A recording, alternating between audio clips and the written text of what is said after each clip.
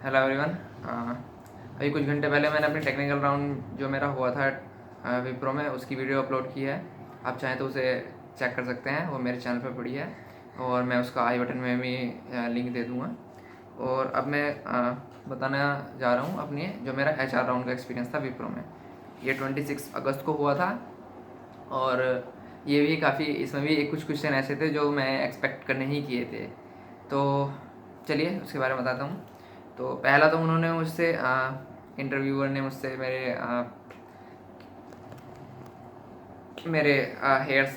Hair पर जो भी हैं, मेरे हेयर पर कमेंट किया कि आपके हेयर काफ़ी बढ़ गए हैं। तो ऑब्वियसली मेरे हेयर काफ़ी बढ़ गए थे क्योंकि मैं लॉकडाउन में मैंने बाल नहीं कटवाए, तो मेरे बाल काफ़ी बढ़ गए थे। तो मैंने उनको बता दिया कि हाँ, मैंने लॉकडाउन में मेरे बाल बढ़ गए। Then he talk about my मैंने ब्रेकफास्ट किया है या नहीं। मैंने उनको बता दिया कि हाँ, मैंने किया। तो द पूरा इसका मतलब था कि वो मुझे थोड़ा कंफर्टेबल करना चाहते थे। जब उनको लगा कि मैं कंफर्टेबल हो गया तो उन्होंने मुझसे क्वेश्चन किया कि इंट्रोड्यूस योरसेल्फ। तो एक चीज़ यहाँ पर आपको ध्यान में रखनी है कि टेक्निकल का इंट्रोड्यूस योरसेल्फ और HR का इंट्रोड्यूस योरसेल्फ में डिफरेंस होता है थोड़ा सा। टेक्निकल के इंट्रोड्यूस योरसेल्फ में आपको फोकस करना होता है आपकी टेक्निकल एबिलिटीज़ पर, आप प्रोफेशनली आपका थ्रू आउट द जर्नी कैसी रही।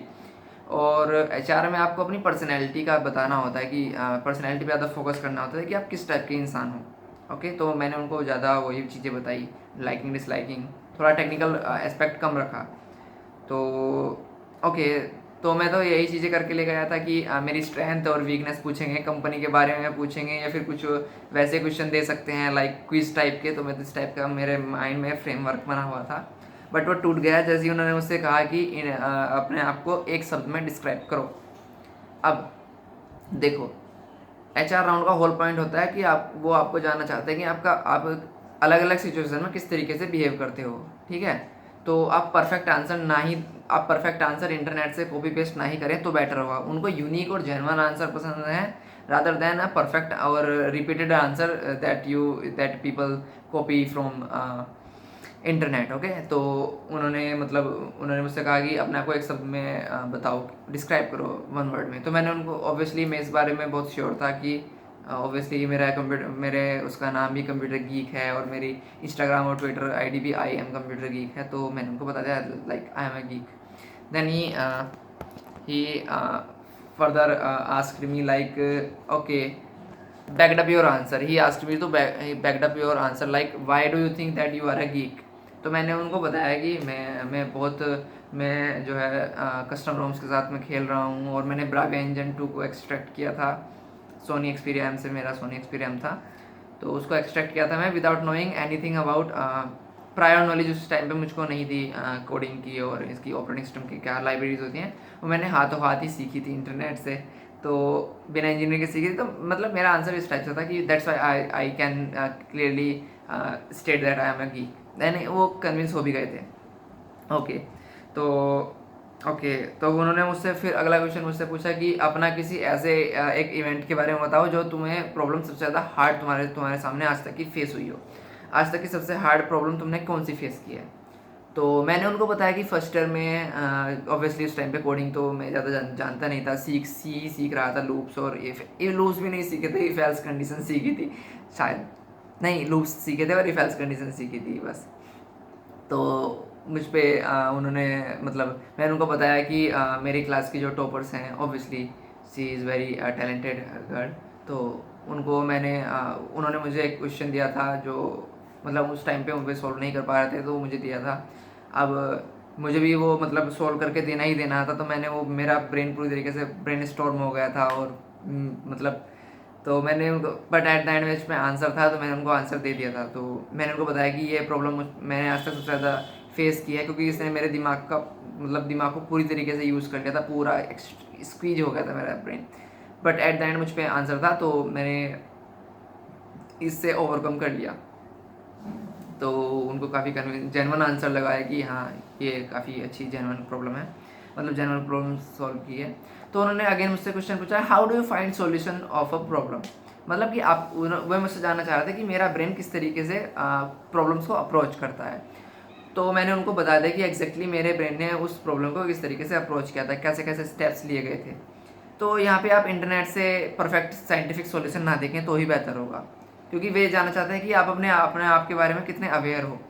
तो आप अगर आपका ब्रेन ब्रूट फोर्स टेक्निक ज़्यादा अप्लाई करता है, या फिर आपका ब्रेन जो है ट्रायल एंड एरर पर ज़्यादा वो फोकस करता है, आपका ब्रेन स्ट्रक्चर्ड वे में ज़्यादा मतलब अप्रोच करता है, या फिर आपका ब्रेन इंट्यूटिव है, तो आपको जो ऐसा भी लगता है, आपके जैसे भी एक्सपीरियंसेस हैं अपनी प्रॉब्लम सॉल्विंग एबिलिटीज़ को लेकर, आप वो बताएं। आप जेन्युइन रहें, ना कि परफेक्ट। देखो परफेक्ट होने और being perfect and being genuine में बहुत अंतर होता है।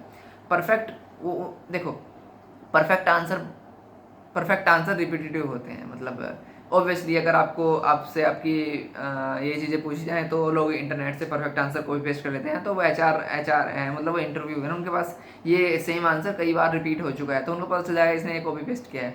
लेकिन आप उनको यूनिक और जेन्युइन आंसर देंगे, जैसा आप अपने बारे में फील करते हैं, तो उनको एक यूनिकनेस फील होगी, उनको लगेगा कि हाँ ये अपने आप से बता रहा है।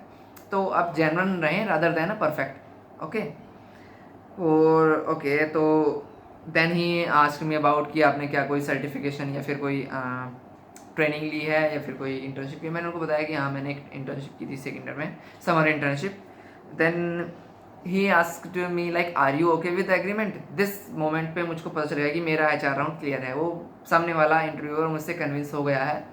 तो मैं खुश था कि मैंने उनको बीच में कह दिया कि हाँ मुझे एग्रीमेंट पता है, मुझे सब पता है, बस जो चाहिए मुझको, ठीक है।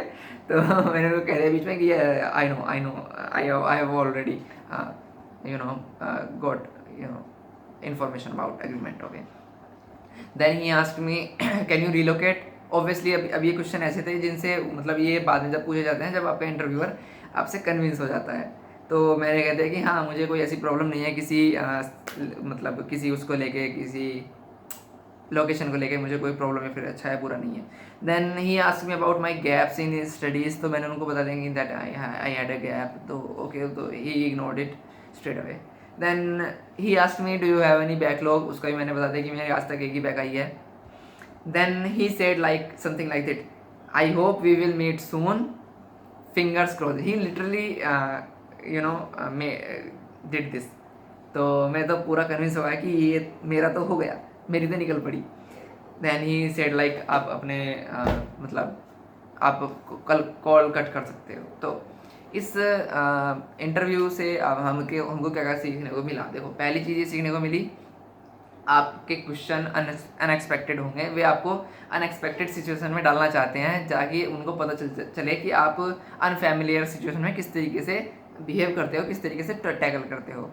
तो उन्होंने मुझसे कुछ ऐसे क्वेश्चन पूछे जो बिल्कुल ही यूनिक थे, जैसे कि डिस्क्राइब इन वन वर्ड। में उसके लिए प्रिपेयर करके नहीं गया था, और उन्होंने मुझसे मेरी सिचुएशन मतलब मेरी सबसे हार्ड क्या चीज़ फेस की वो पूछ लिया था, rather than asking me about company और मेरी वीकनेस और स्ट्रेंथ। ओके, जिनके लिए मैं प्रिपेयर करके गया था। तो ये चीज़ें हुई। और हाँ दूसरी बात, अगर आपके सामने कोई अनएक्सपेक्टेड क्वेश्चन आए तो आपको जेन्युइन आंसर देना है जैसा आपको लगता है उस मोमेंट पे, ना कि परफेक्ट। देखो परफेक्ट आंसर देना बहुत ही बड़ी बेवकूफ़ी होगी HR राउंड में, क्योंकि परफेक्ट आंसर रिपीटेटिव होते हैं उनके सामने।